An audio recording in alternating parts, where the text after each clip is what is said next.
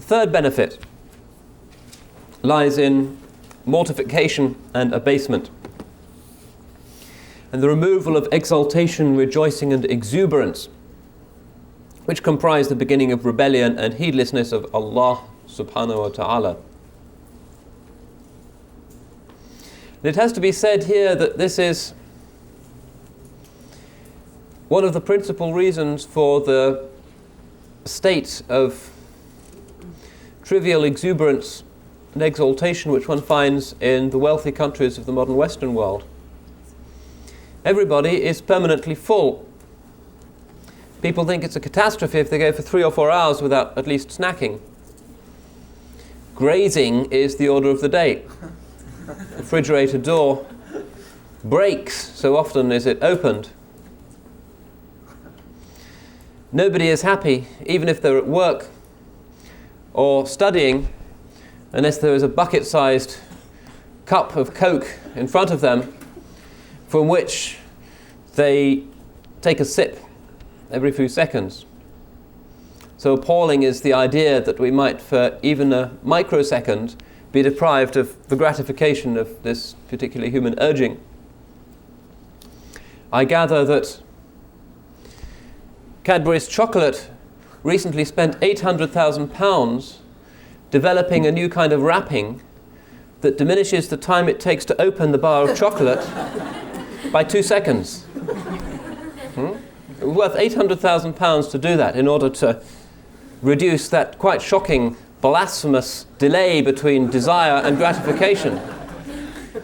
That's the nature of our civilization, and it would be funny but for the fact that 1/3 of the world's population is hungry, not as a religious virtue, but because they live in settlements where they have to walk 2 or 3 hours before they can even get water, where a significant proportion of children die of malnutrition. And I wonder if they know what's going on in those jets that fly high above them, taking the bloated representatives of Western civilization as they tuck into their airline meals to some centre of indulgence in the Seychelles or Goa or wherever. And this is a grave thing in Islam because the poor were a concern of the Rasul alayhi salatu wasalam. From the beginning of the Risala, one of the earliest themes, along with the fundamental themes of Tawheed and the negation of Shirk, is it'amut ta'am, feeding the poor. But the modern world pays no attention to that. The modern world is concerned with dieting. How would one explain to a starving peasant in Bangladesh or Chad what it means to diet? What would they think of us if they knew how many zillions are spent on new diets in the West? Or even more obscenely, on medications that enable you to eat as much as you like without getting fat. What does it mean in the third world for the elite to drink diet Pepsi? What on earth could that signify to those whose life is a constant worry about where the next morsel will come from for their families? This is the great iniquity of the modern world, and it makes a nonsense of all talk of progress, that there should be this widening gulf between rich and poor, between fat and thin.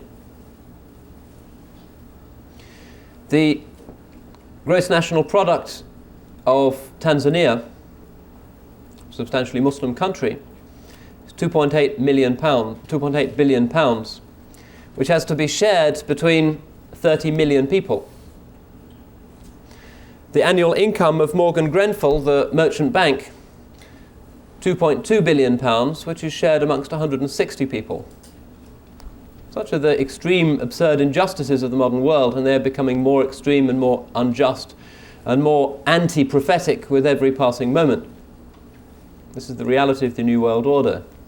The fat become still fatter, and the thin become still more desperate.